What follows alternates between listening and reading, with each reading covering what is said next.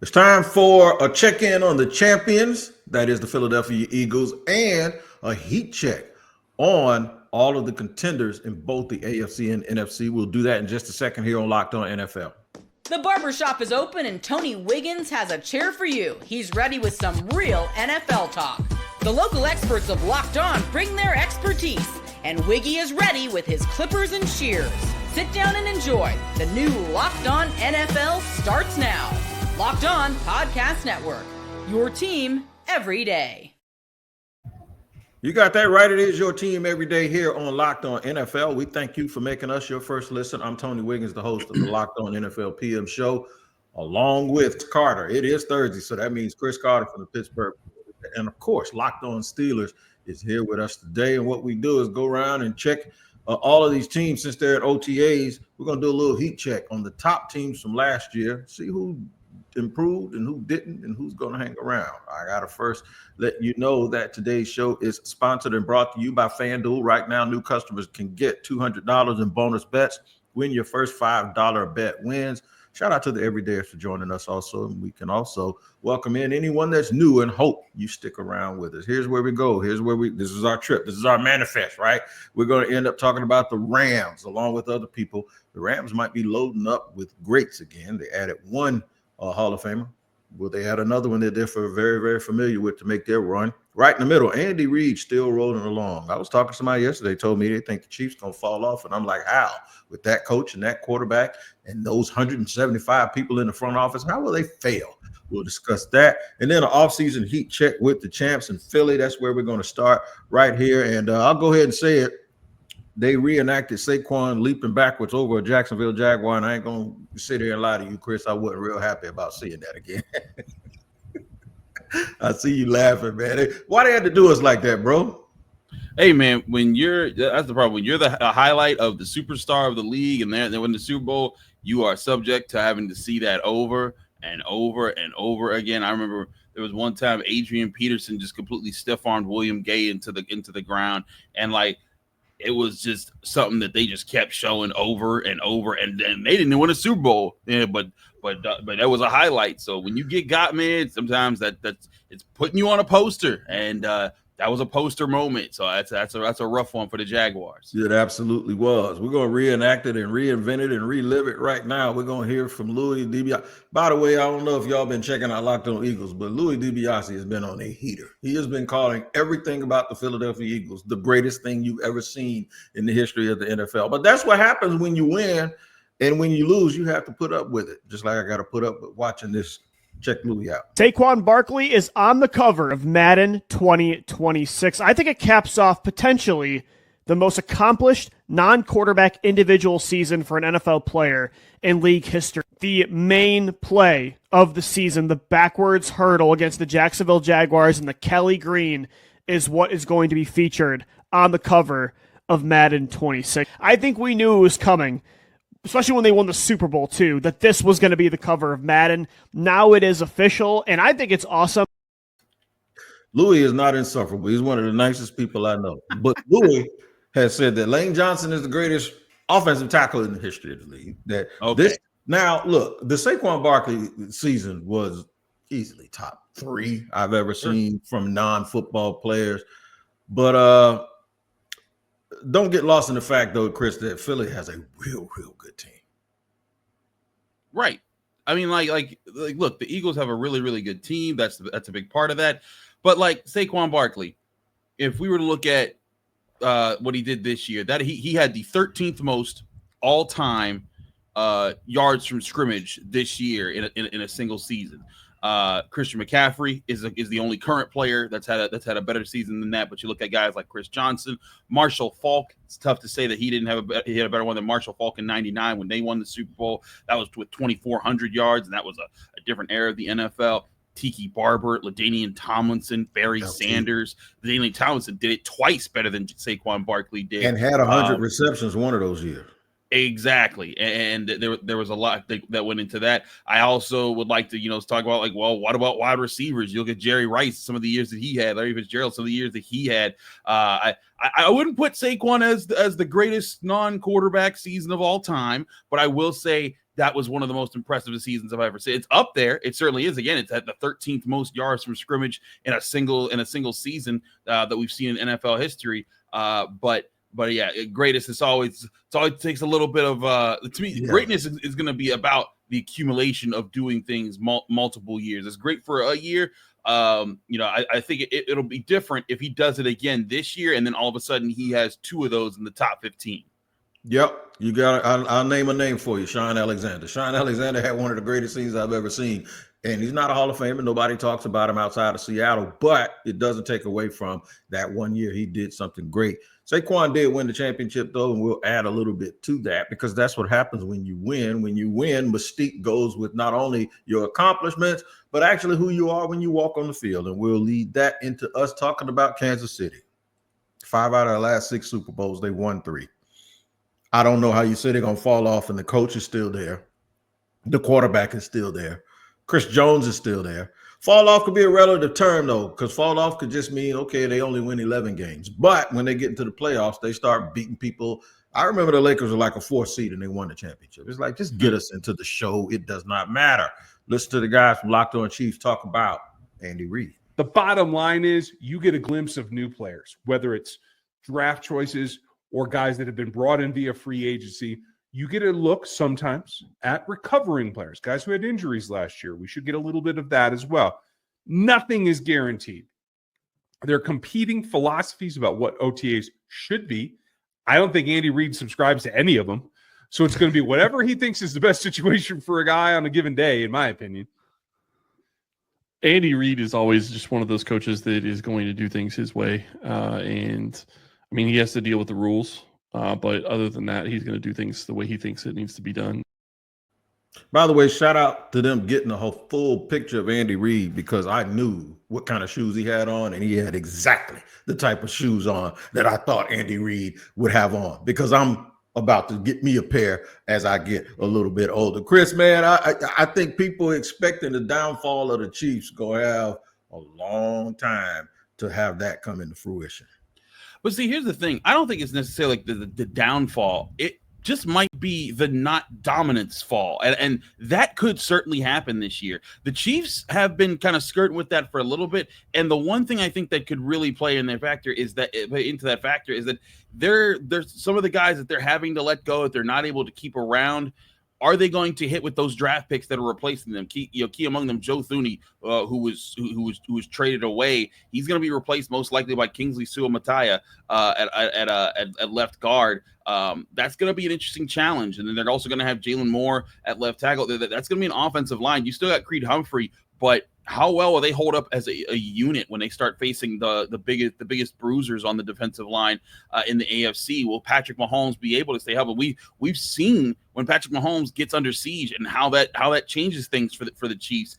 That could be a factor there. And you look at the Eagles and how their situation is set up. Sure, they lost Darius Slay, but guess what? They got Cooper DeJean and Quinyon Mitchell ready to fill that spot. That's why they let go of Darius Slay.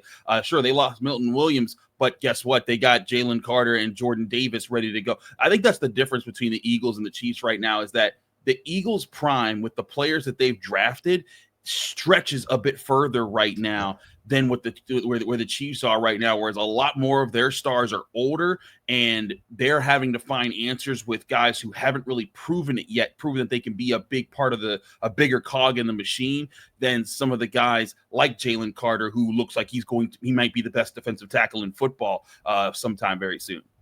Yep, and I agree with all of that. I just think the thing to hold on to and the thing that we all can watch is this. Kansas City, all of their guys, they made their run, and that's why they got those 5 out of 6 Super Bowls. So it's kind of overlapping with Philly. But the difference is most of the guys Kansas City made their run with were guys that people didn't know you could depend on.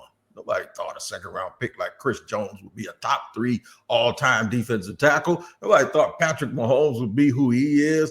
Nobody thought Rashee Rice would be who. So what happens is you think they can duplicate it. I do too, because they got the same people that did it the first time, and nobody's hiring Spagnuolo, just like nobody's going to hire Vic Fangio. That's why these teams have a chance to make the runs, because I'm going to talk about Baltimore. Their coaches are spread all around the league. We're going to do that in just a second here on Locked On NFL. All right, today's show is sponsored and brought to you by FanDuel. Man, the NBA playoffs in full swing, and every night delivers highlight-worthy performances. Major momentum shifts and can't miss momentums, whether it's a game-winning shot or a breakout player. There's never been a better time to get in on the action. FanDuel makes it easy to stay in the game before tip-off and live. With player props, performance trends, and same-game parlays, fans have more ways than ever to play smart and win big. Now, I'm going to tell you something. Somebody's going to win a title this year in the NBA that hasn't won one before. You're going to have a new superstar. Will it be in OKC or Indiana? You need to find out, man. I'm telling you. New to FanDuel, it's the perfect time to sign up. Head to FanDuel.com and place your first $5 bet. If it wins, you'll get $200 in bonus bets. Make every moment more with FanDuel, an official sports betting partner of the NBA.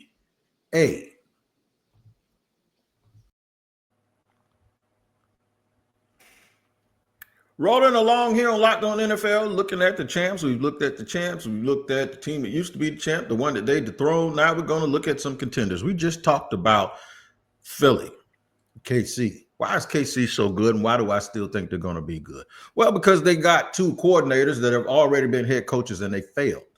And now they're right back there with Andy Reid, probably sitting there all the way Lane Kiffin and Steve Sarkisian did at Alabama with Nick Saban. You feel me? The way Jeremy Pruitt and all of those dudes that needed to run through the car wash. Well, their car wash is where they came from.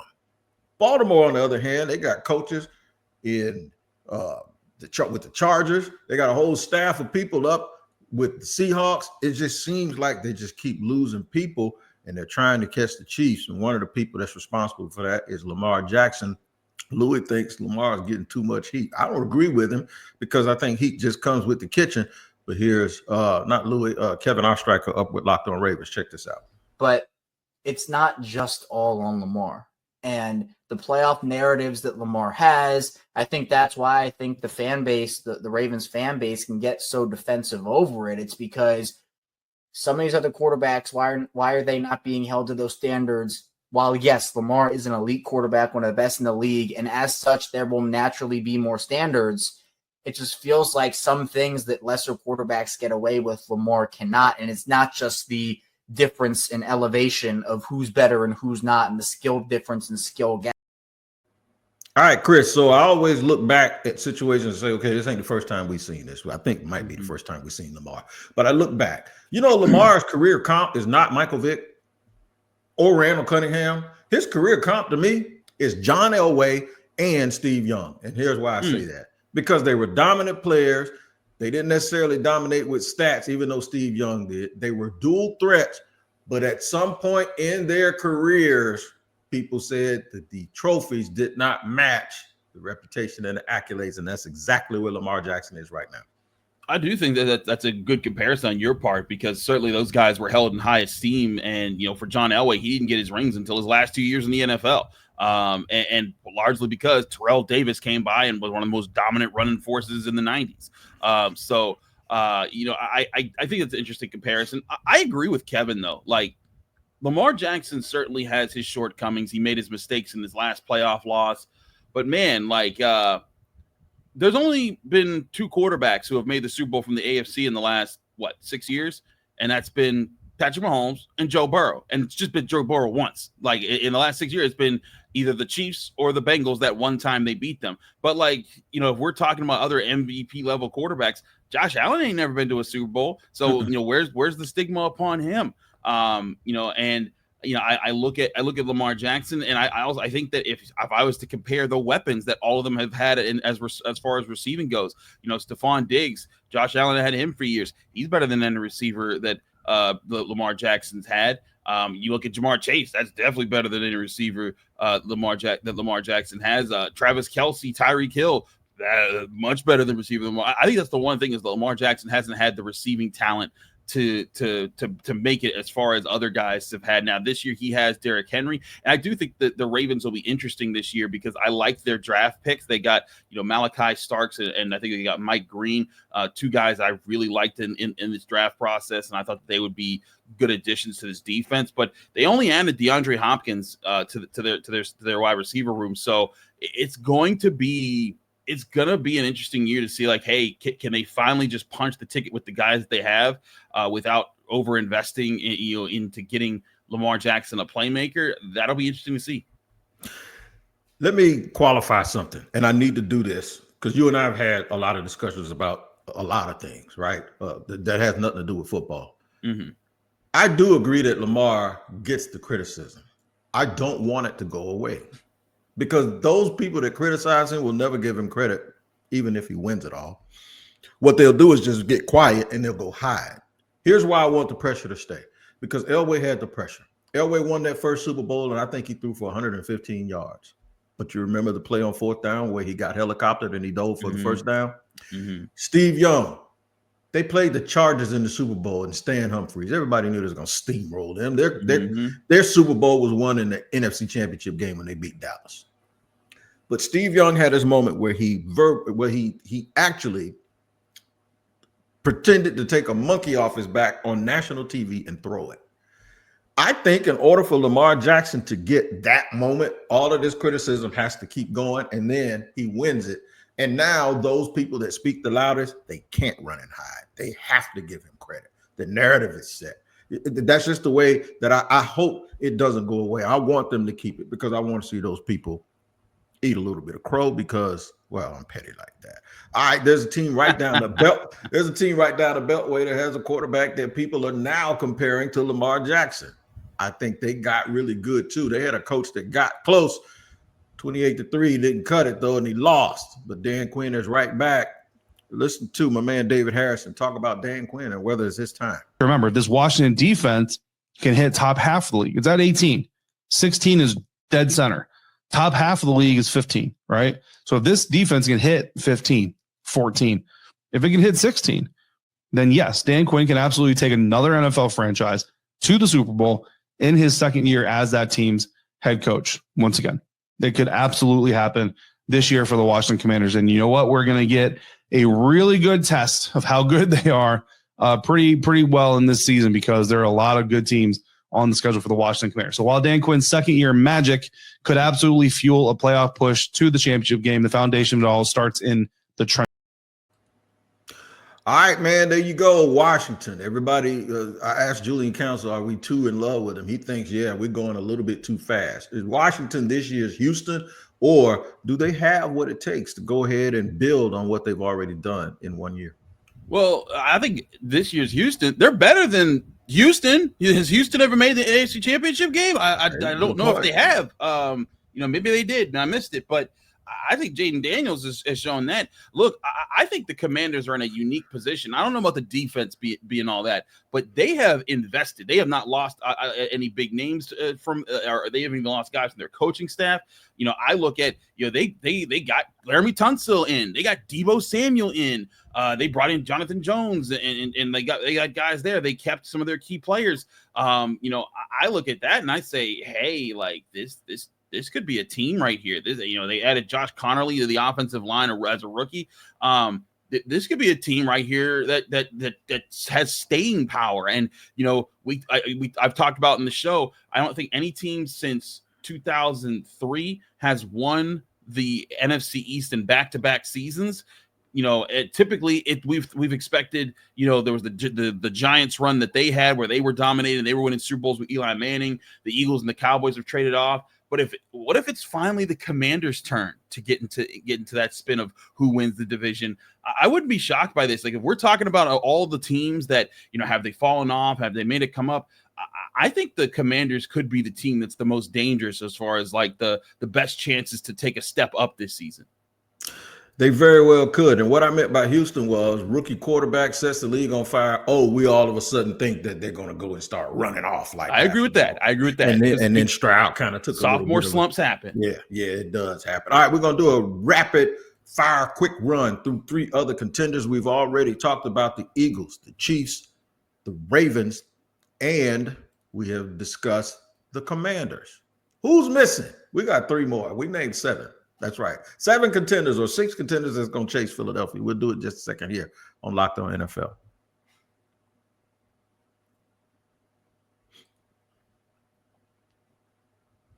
Doing an offseason roll call here on Locked On NFL with Chris Carter of Locked On Steelers. Look, I didn't include Pittsburgh in this, but we talk about Pittsburgh all the time. They got a quarterback situation they got to fix, and I think it might be within the next week we'll get a little bit of I'd even say the next couple days. So there you go, Chris. I was kind of hoping you'd say it. I'd let you say it instead of me saying it, but there you go. A couple of weeks. I tell you what, we've seen this story before. The Rams, when they think they got it, you can tell when somebody got it, man. I don't care if it's poker. If it's spades, they bid a 6. If it's poker, they go all in. And the Rams seem to do that. Anytime they think they're close, they start acquiring big-time talent from around the league as opposed to sending that talent away. We've seen them do it twice. Well, they got somebody else, and they're thinking about getting somebody else. Listen to Locked On Rams. We've seen Davante Adams in practice gear, wearing 17 with that Rams helmet on, and Davante Adams has already stood out in Rams OTAs. I think he's focused, he's locked in. I think he's excited to be in LA and be with Matthew Stafford and be with Sean McVay. I think he's really happy to be there. And his teammates are really raving about him. I mean, not only is he there, and it's the transition from going from Cooper Kupp to Davante Adams, and it's kind of this new era of Rams receiver. Listen, the Rams a couple of years ago, they had Aaron Donald. They went out and got Matthew Stafford, Jalen Ramsey, and Von Miller. Aaron Donald retired. They still got Stafford. They traded away. They let Von Miller go, and then they traded Jalen Ramsey. They loaded the team up with a bunch of young guys, hit on a lot of guys, not first rounders. And then they went and got Davante Adams, and now they're thinking about going back and getting Jalen Ramsey. I'm telling you, man, Les Snead and that crew, they are running circles around a lot of the people in the National Football League on knowing when to go for it. I think it's going to be interesting to see how they do go for it because they've taken some big swings. But like, look, you need to strike now, right? Like, the crew that you have, they're going to age out. Now, I look at the Rams and what they brought in, they lost Kupp, but they got to Adams. That's going to be an interesting mix there. Now, could they go get Jalen Ramsey? Could they bring him back? That could be a big swing there. But maybe they do go all in. That's kind of how they won the first Super Bowls. Maybe that's the factor. I'm not sure. Yeah, it could be. Very well could be. We're going to rapid fire through these other two contenders. One of them I mentioned yesterday. They're just sitting around. Nobody's talking about them. I talked about them bad last year and poorly last year. And then, matter of fact, these last two teams, I saw a game on NFL Network where they played last year in week 13. And then I remember exactly what happened. The Lions were 12-1. The Bills, I think they had lost 2 games or 3 games at that point, and Buffalo put an absolute beating on the Detroit Lions, and they sent notice that they were the team that people needed to be watching. They were the team in the AFC, and that maybe Detroit's injuries would catch up with them. Well, I got a little bit of news from both teams. We'll start with the Detroit Lions and Matt Derry. Is Jameson Williams the 32nd best wide receiver in the league, or would you rank him higher? I myself would rank him higher. I would take Jameson Williams right now over Deebo Samuel, who I thought was really good a couple of years ago. I would take J-Mo over Rashee Rice. I would take J-Mo over Marvin Harrison right now, over Chris Olave. We had the discussion about Brian Thomas and Ladd McConkey and some of those guys earlier. DJ Moore is better than J-Mo, but I think this is the year for Jameson Williams to really break out. Love you, Matt Derry. Jameson Williams ain't better than Brian Thomas Jr. But that's just me being biased. Right? I just think if George Pickens and Dallas want to know what a number 1A or 1B or a big play wide receiver looks like when another guy's going to get all the targets like CeeDee Lamb, this is the example right here. You need George Pickens. You need to be what this kid is to Detroit, Jameson Williams, while CeeDee Lamb gets all of the Amon-Ra St. Brown attempts. Look, I think that's going to be interesting. What I'm going to be really intrigued, though, is with the Lions, the thing that happened this week, Frank Ragnow retired. That's huge. He was a huge part of this offense because that offensive line was dominant. It paved the way for their running backs to just run the ball easily. The quarterback could stand in the pocket comfortably because he knew that the center of the line wasn't going to collapse in on him. And yes, they drafted Tate Ratledge, a guy I really liked out of Georgia, really athletic interior lineman. but now you're going to be asking him to fill in, along with another guy at center. So that's going to be the tall task for me. Is that I wonder if the totality of the Lions take a hit because their offensive line won't be as dominant. They built them. The Lions built the way that they're playing from the inside out. They started with the foundation of the offensive line. They added a few playmakers. They went and got a veteran quarterback, and now they're this team that everyone fears. But without that interior of the offensive line, because also don't forget, Kevin Zeitler was a big player for them. He's gone, from the guard position. So now they're missing two really highly graded interior offensive linemen, but also their coordinators are gone. Ben Johnson's gone off to coach the Bears. Aaron Glenn's off to coach the Jets. So like now you're missing the two of the guys that kept everything together. You're missing two of the guys that made your run game so good. I think it's going to be really interesting. Jameson Williams, maybe he is better than all those people that he was talking about. But if the run game ain't going in Detroit and the pass rush is getting through to Jared Goff, it might not matter how good those receivers are at some point. You just showed me why Kansas City, I'm telling you, ain't going to fall off. Because everything you just mentioned is all about a lot about who they lost. They lose a player here, right? KC lost Thuney, and they got to replace him. But then you added the extra on it when you said they lost those coordinators. This is the benefit the Chiefs have of having coordinators that have gone off and failed in other places. If Matt Nagy does get a job, they're going to hire Doug Peterson, or they're going to bring back Eric Bieniemy.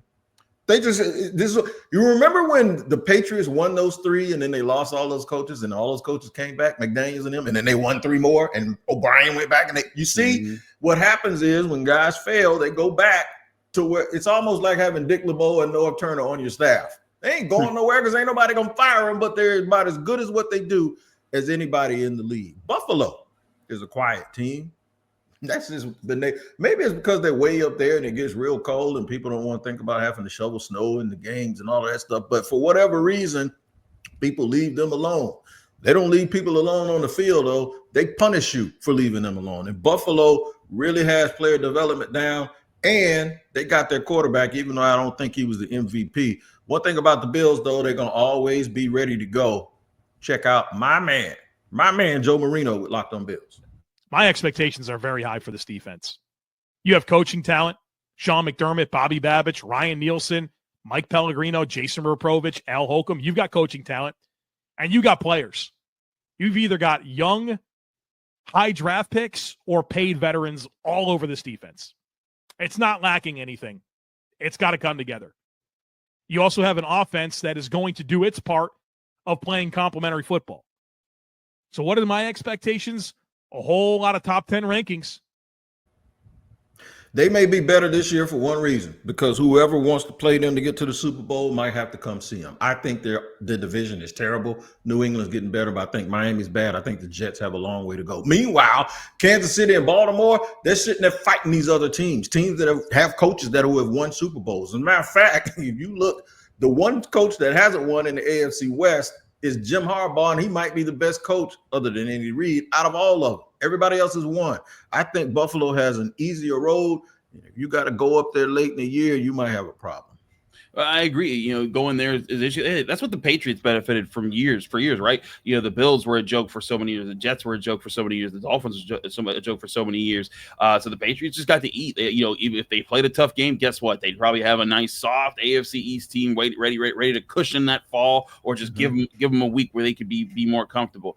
So I agree with you on that. But I also think the Bills deserve credit for their efforts to keep this team together, because there were a lot of questions about could they afford to keep guys like Greg Rousseau, and they did. They kept him, Josh Allen, Khalil Shakir sticking around. They added Josh Palmer. So they've managed to keep together their core while adding a piece here and there. And sure, this roster still has its weaknesses, but they're banking on Josh Allen being able to be the tide that raises all boats. And I think that's where Josh Allen is going to be that guy. You're betting on him, and it's not a bad person to bet on, right? They've made the investments. I'll be intrigued to see how far Josh Allen can carry them, because frankly, he put him in position just to be shy of a Super Bowl appearance last year. But once again, that team that only one team has been able to beat in the AFC when it mattered most in the last 6 years, the Kansas City Chiefs stood in the way. Will they stand in the way again this year? that'll be the story of the season of whoever gets to knock them off in the playoffs. Man, we did this by accident. And what we've done is we named 7 teams. We named the champ and 6 contenders. That's actually half the playoffs. I didn't realize I even did that. So there's 7 other teams that are going to make the playoffs. I don't want Green Bay Packers fans getting upset. I don't want Pittsburgh Steelers fans getting upset, and maybe Dallas Cowboy fans or whoever y'all think are going to make the playoffs. One way to find out who that's going to be is to find out who's on these rosters. And to do that, go listen to Locked On NFL Scouting. Locked On NFL Scouting is a fabulous podcast hosted by Kyle Krabs and Joe Marino, where they take deep dives into these rosters and make you a very, very smart NFL fan for the 2025 season. Make sure you check that out wherever you get your podcast and make it your second listen. Chris Carter is always available at Locked On Steelers. That is a dynamic podcast, and I'm not just saying that because he's here. It speaks for itself. And check Chris's work out with the Pittsburgh Post-Gazette as well, and I'll be on Locked On Jaguars. All right, Tyler Rowland, to have you in the morning here on Locked On NFL in the AM. Until then, we thank you for spending 31 minutes with us. You guys take care. We'll see you next time.